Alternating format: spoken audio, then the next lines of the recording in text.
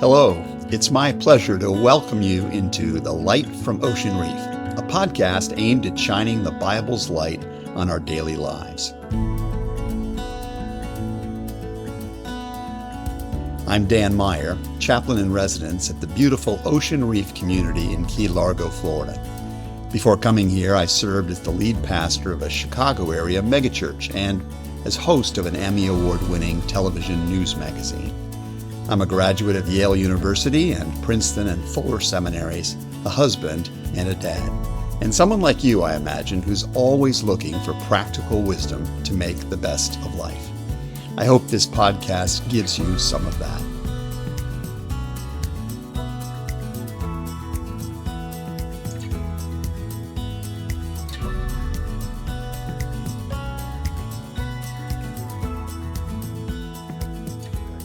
So let me just pose the first question to prime the pump, if I may. And I mentioned at the close of the service today that Oz is working on a new book, and that book aims to describe some of the core virtues or values that are needed at this particular moment in our nation's life, arguably in our family's life, in the life of our businesses, in the life of every community that we enter into. These are virtues that have a tremendous kind of relevance, but which were essential to those who originally framed the country and who believed that these were the kinds of virtues that were needed for this country to continue to be, or to live into its potential. So Oz, would you walk through what those 10 virtues are? You don't have to give us a full definition of each, but give us a little taste of what those top 10 are. Well, let me just mention, and by the way, don't call me doctor anymore. Everyone just calls me Oz. Okay. If it's doctor, there's another Dr. Oz. Well, that's a good point. Yes, there is. I met Nowhere near as famous or interesting. Anyway. He wants you to hold the microphone just up like that. Like that, okay. You know MAGA, Make America Great Again.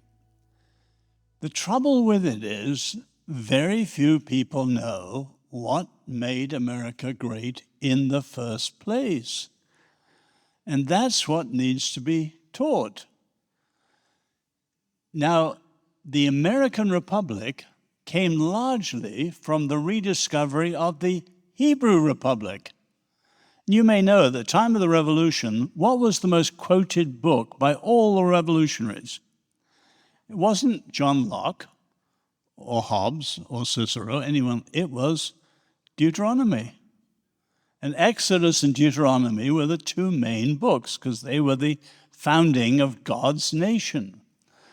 Now, what were the principles then? Well, some of the early ones are obvious: the consent of the governed, and so on. But I've tried to write down 10 of the covenantal principles you see. Now I'll just mention 2 of them towards the end, because some of the principles the framers were not good at following. Most obviously, the principle of mutuality or reciprocity. So they called rights for themselves, but what happened to the slaves? And that's been America's original sin, as people say. But there are some of the principles that we're not good at today. So let me mention an obvious one from the scriptures that the framers also stressed, which I call simply fidelity. If you look at the story of the Passover, that night, after 400 years, Israel's going free. Moses never mentions freedom. Where are they going? To the promised land of milk and never mentions it. What does he talk about? 3 times Moses talks about children. Why? As the rabbis say, the story you tell to your children is the key to identity and the key to continuity. In other words, schooling, education, families. That's lost in America. Your schools have been taken over by Howard Zinn, 1619 Project, and various examples. That's the end of the Republic. If that goes on, the end of the Republic. And you've got to restore things like that to make America great again if it's really a serious thing. Or take another one. Again, the words I stress, the words I use are all English, many of them rooted in Latin, but the understanding is biblical. Another one would be civility. Where do you have that in the Bible? The Old Testament has a concept in connection with Miriam, talking against her brother Moses, of what they call evil speech. And the rabbis say you have to speak with respect to people and respect to truth. And so evil speech is tantamount to blasphemy and tantamount to murder. And you think of the language in this country, it's a disgrace, forgive me, it's a disgrace. In this case, from the president down. If Mr. Trump were to ask his own daughter and son-in-law what the Orthodox Jews think of evil speech, he'd have to clean up his language. Or take another biblical example. The Jews have a wonderful concept. It's based on the story of Korah. Arguments on behalf of heaven or arguments not on behalf of heaven. Have you ever heard of that one? What's an argument on behalf of heaven? It's when you argue for truth. If you argue for truth and you win, both sides win because you both understand what's true. But if you argue only to win, for power, victory, both sides lose because might is making right, not right, might. And you can think of how many arguments today are all about power. In other words, there's some very simple things which are very biblical because freedom depends on trust. Trust depends on truth and good relations. But it's broken down. It sounds so absurdly simple. Trust. Trust is the glue that makes a free society stay free. And without it, you can't. So it's very simple things like this, Dan, but have been forgotten. And there's a total of 10 that you've identified that are important and that have application in... Starting with dignity. Every single person made in the image of God. Now, if you think of other empires and religions, they all believed in the image of God, but only the rulers. And the distinctive thing about the Bible, it was everyone. Now we've got to practice that again today. In other words, there are a lot of people who are not in my image, maybe not in your image, but they're in the Lord's image. And so we have to treat them in a certain way. Yeah, wonderful, wonderful. Let me open it up to you and hear what questions do you have that you'd like to take advantage of this time with Oz. I have several questions that would probably take most of the day to get your advice on, but I'm going to give you a very simple question. I'm always interested in people's history and where they grew up, and I'd like to hear a little bit about your experience in China and why your family was kicked out and how you recovered, how your family recovered after you left China. I'm descended from the youngest son of the Irish brewer. The first 3 generations of our family were all solid Christians. And that's why our family brewery had a great reputation for the way it cared for its workers and so on. Sadly, when the family became incredibly wealthy, it undermined a good deal of the faith. I'm part of the family that has kept the faith ever since. So my grandfather was one of the first Western doctors in China. He treated the last emperor. So I was born there. My parents were medical missionaries. For me, it was my first 10 years were a kind of schooling in realism. War, famine, death, revolution, you name it. It all happened around you. So I have many Americans don't have a very realistic view of unfreedom. You've been free for so long, you take freedom for granted. You've got someone that comes from Eastern Europe, or like Ayaan Hirsi Ali, who's been under the heel of Islamism, or, I grew up with communism. We're realistic about what freedom is. It is precious and it's fundamental. So that, to me, is the basic thing. In terms of faith, my parents saw incredible. The rape of Nanking was awful, just brutal. And I lost two brothers, or my parents lost two sons. I never saw my father waver, or my mother, in terms of faith. And if you summed up the way they saw it, they would say something like this: God is greater than all. The Lord can be trusted in every situation. Have faith in God. Have no fear. And so that was sort of the lesson I grew up with my first 10 years, a schooling in realism, what happens in the world, but also the rock-solid convictions of faith. What I said? No, thank I'd you. like to have your opinion on the war in Iran and the degree to which it is virtuous or not, and biblically, and how you view it at this point in time. Let me Dan, I gather, has been doing, you said you were doing just war? Mm-hmm. Let me leave most of that to you, but make one simple point out of the whole thing.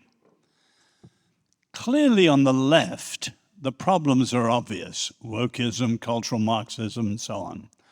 They're using the state and power, and the danger is the authoritarianism. The left is incredibly dangerous in its radical form. The tragedy in America, you see on the right some of the same things in a different way, a resort to power. Now, your republic, one of the 10 principles is accountability, the separation of powers. Where does that begin? In the Bible. The Jews call it the 3 crowns of authority: the king, the priest, and the prophet. And the prophet is the guardian of the covenant. He has the right and the freedom even to challenge the king, and so on. You have separation of powers in the Bible. So a biblical view of power is incredibly important, because in the 1880s, Nietzsche, and his last words are these: "Do you want a name for my world? This world is the will to power and nothing else besides." In other words, Nietzsche said he wanted a revaluation of all values. He wanted to overturn everything that the Christian and Jewish faiths had brought in. And one of the main things they brought in was a subversion of power. And the Bible is a running critique on the danger of the abuse of power. So the postmodern, the Nietzschean, the social Darwinian. Now, what's the global world's greatest danger? Authoritarianism, totalitarianism. The shift to Eurasia. Eurasia has never been democratic, always authoritarian. Now we've got Putin in the West and Xi in the East. What is the counter to it? The American Republic. So when the American Republic starts to resort to power too, we're in trouble. And let me say it gently, because I thank God for the pushback the president's done against the left. But when he resorts to power without principle and without persuasion, that too is dangerous. And you see that resort to power growing on the right. Now, I hope that won't be playing out a part in the war, but I'll leave Dan to tackle just war. But I just say, beware the resort to unbridled, unprincipled power. So I think the issue of war and the taking of life. What's that? I'm leaving war to Dan. Oh, so yours is politics? So when I take the politics out of it, to me it's not a right and left situation. I think the issue of war and one man taking another's life is the most difficult question for the committed Christian. I'm not sure there's ever going to be an answer to it. Obviously, the current war makes us all think deeply on the subject, and it comes up in conversations among our Christian groups. When for instance, I could never be a governor of a state because I couldn't. I won't go for capital punishment. Okay? I think that's where it stops. But through history, when we look back, you know, we look back on World War I, we look back on World War II, and we don't find fault on anybody's part except the oppressor, who in the case of World War II was Hitler. And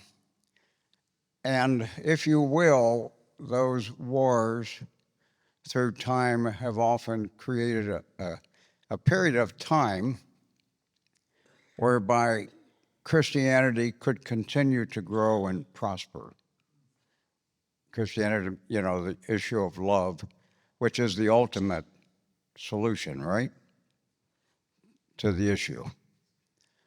And as love grows throughout the universe and all nations, we won't have war, in theory. There'll always be these people in power. So,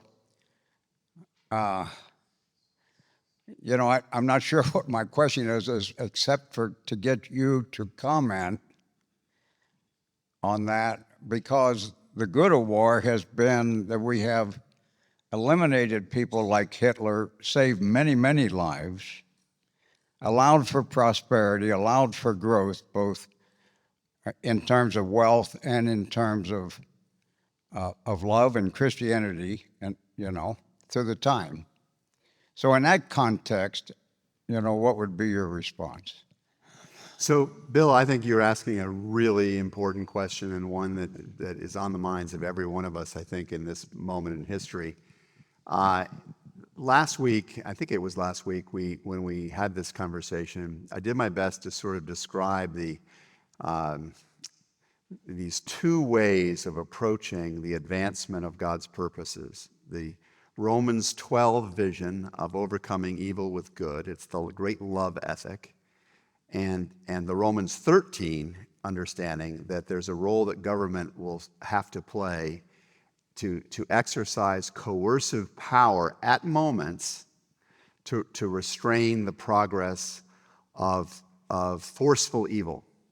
And that Christians live in this great tension between these two things. As individuals, our bias is clearly towards Roman 12, towards this radical overcoming kind of love. But as members of a society, an entire complex community of people, there will need to be some guardrails on that, and there will need to be a capacity for the exercise of force in certain instances to restrain evil. Hitler illustration you gave is an excellent one. The tricky thing is, as Oz just mentioned, is that in the process of overcoming evil through force, we can become an evil ourselves. And that is where just war theory arose within the Christian tradition, was an attempt to understand the parameters and the guardrails around the exercise of that kind of coercive force. So for those who were not able to be part of that conversation last week, it's all recorded. So if you go to YouTube and you type in the Light from Ocean Reef, or go to any of your podcast outlets and type in the Light from Ocean Reef, you can get that episode and you can listen to it as you're out walking around the community or whatever. I won't try and take our time today by walking through the complexity of all that, but it's a very good question you're asking. Oz, how do we get back to a time of civility? I long for the days when, you know, people could disagree vehemently, but with respect and dignity, and ultimately come away from a discussion with, you know, really understanding the other point of view. Everybody is so ostracized today in how they think. So the question for you is, how do we get back to civility in our personal life and our political life? Well, with any of these foundational virtues, they have to be taught, one, in the family, and two, in schooling. And so they have to be built back into each of those. So, you know, Tocqueville in the 1830s says that the churches are the schools of citizenship. Because when Christians were practicing these things themselves, they were not only making good disciples as followers of Jesus, they were making good American citizens who believed in freedom. So the question is, how do we bring it back into every family and bring it back into every good school? That's a tough job in itself. So whatever the virtue is, and civility is just one, we've got to build them back into the foundation. So Samuel Huntington, your great historian, he pointed out, still relatively easy to become an American, get your papers, but increasingly difficult to know what it is to be American, because the whole notion's collapsed. So again, it's like the Jewish tradition. It's what we teach to our children that's absolutely fundamental. So we've each got to ask ourselves, when I came here in '68, my first trip to the US, 6 weeks, what really stunned me, many families I was in, none of them shared supper together in any way like we did in Europe. The family supper time was a kind of Grand Prix stop, and then someone was rushing off to a violin lesson, sports game, whatever it was, and you had fast food to refuel them on the Grand Prix, and so on. Now, when my wife and I came to live here, we realized we were becoming like that too. It's not easy. So simple as dinner time, supper time. In my family, I learned all about our family tradition, not by any lesson, but just by hearing family stories over supper time. So rebuild it all into families, rebuild it into schools. That's tough enough in itself. We've got to begin there. I would argue that we've lost it in churches. I think many churches today are taking up the manner of discourse that is a sort of a degradation or a derogation of that kind of civility. A church historian named Martin Marty, I knew well and respect highly, said that the chief problem is that those with convictions lack civility and those with civility lack conviction. And we need both of these things. We do need to talk about these important life issues. We can't just and right now, many of us have settled into this position where I won't talk about religion, politics, or sex. There are no more important topics than those three in many ways, but we don't know how to talk about it, so we just stay away from the conversation. So in local churches very often, there are either diatribes, and I hope I'm not bleeding into that myself in saying this, but they're very often talking about the enemies out there instead of the enemy in me, the places where I'm lacking in civility or respect for the dignity of others or accountability. And the words of Jesus about the log in our own eye comes to mind for me, that it would be good if, as churches, we began to say, how do we become more subject and expressive of the values that Oz is talking about, these first principles. Jacques Ellul, the great French writer, he says, the reformation of humanity must begin with the reformation of language. Yeah. Because words are so important biblically. And biblically, when you take, say, the story of Cain and Abel, if you read Genesis 4, it says, I'd have to tell him I got it right, but it says something like, Abel said to Cain, and then it doesn't say what he said. Yeah. But out in the field, he killed him. No, it's quite clear. Normally in Hebrew, whatever Abel said to Cain, he would have said, but it doesn't say it. Words broke down. And when words break down, violence is never far away. And the old quip in the 19th century, America's a republic tempered by assassination. No country in the world assassinates its leaders like you do. And a lot of that is the product of language and words. And I'm afraid from the president down, the trolling and insulting and naming and labeling and being rude to people got to stop. And we who are Christians and so on, we've got to be in the lead with speaking with love and truth and respect. Words are incredibly important. We might do well to remember a short poem by Emily Dickinson that says, "A word is dead when it is said, some say. I say it begins to live that day." Say that one more time. Tilt the microphone up a little bit. Okay, from Emily Dickinson. "A word is dead when it is said, some say. I say it just begins to live that day. Power of words, yeah. So let me say, I'm going to have to talk about the Middle East. In the Middle East, the opposite of autocracy is not necessarily democracy. A lot of times it's disorder. We've seen it over and over again. In your opinion, how can Christians and Jews help reshape our Muslim brothers and sisters? It is an Abrahamic religion. What can we do? Because it seems like we're reacting to Iran. The Constitution clearly says to diminish Western influence and disrupt our institutions. How do we help them learn our ways? It's like we're locked out from them. We've tried to accommodate them, but never the other way around. So as Christian and Jews, how do we foster a greater understanding? I'm afraid our European countries, where I come from, are far worse. We've invited them in. We were totally uncertain about who we are because of the guilt of the past, say colonialism. And so we let them do their thing in our countries, and now they're starting to dominate us. In other words, we first got to know who we are. And people with a clear identity are not challenged by people of great differences. So in the American case, you're a nation by intention, by ideas.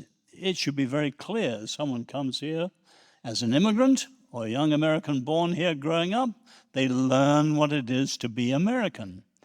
But that's not happening. And that's the tragedy. So you've got to be very, very clear. And then, as Dan's saying, we as Christians have got to understand we're all in a pluralistic society. You know the saying, everyone is now everywhere. So we've got to learn to live with differences. Civilly, knowing how to stand for truth, but with respect to the differences and so on. I find, for example, one of the expressions of Christian love is to listen. And often, if someone's different from us, a rabid new atheist or a Marxist or a Muslim, we immediately disagree with them. And we don't know what makes them tick. I find, for example, many Marxists that I know have a real passion for justice. That's not wrong. It's just been put in the wrong framework and it leads to a disastrous end. But as I listen to them and say, what makes you tick and why this, that, and the other, you have a much better way of dealing with them. So the love of listening to people and then knowing how to challenge them. But above all, Mike, we just got to be really sure of who we are, what we believe, and why we believe it.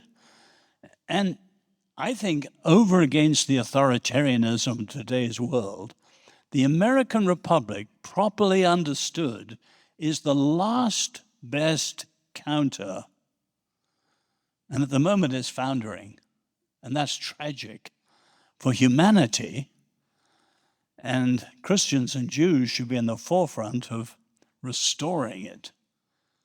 In other words, artificial intelligence is leading us towards a post-human future.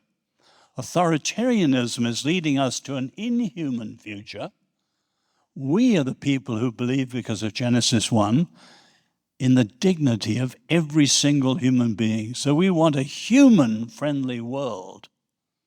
We should be the champions of a human-friendly world over against what's coming. It's an incredible challenge, but what a privilege to be the people. The most distinctive thing about humans is freedom. There was no freedom in the ancient world. They were ruled by fate. But have you ever thought, you probably know your secularist friends, there's no great secularist who believes in freedom. They all believe in determinism. Economic for Marx, psychological for Freud, genetic for Richard Dawkins, go on down the line. There's not a single leading atheist who believes in freedom. We do, because humans made in the image of God. Freedom is at the heart of it. We have an incredible privilege. So that's what I'd say, Mike. we've got to know who we are, what we believe, why we believe it, and then how to share it persuasively. Shall we just express our gratitude once again to our friend? So good. Yeah. That's a wrap for today. I just want to say thanks for joining us for this study. If you know of others who might appreciate the chance to listen in to this sort of content, please encourage them to go to YouTube or Apple Podcasts and search for the Ocean Reef Chapel channel. Once again, I'm Dan Meyer, and I hope you'll come back soon to enjoy more of the light from Ocean Reef.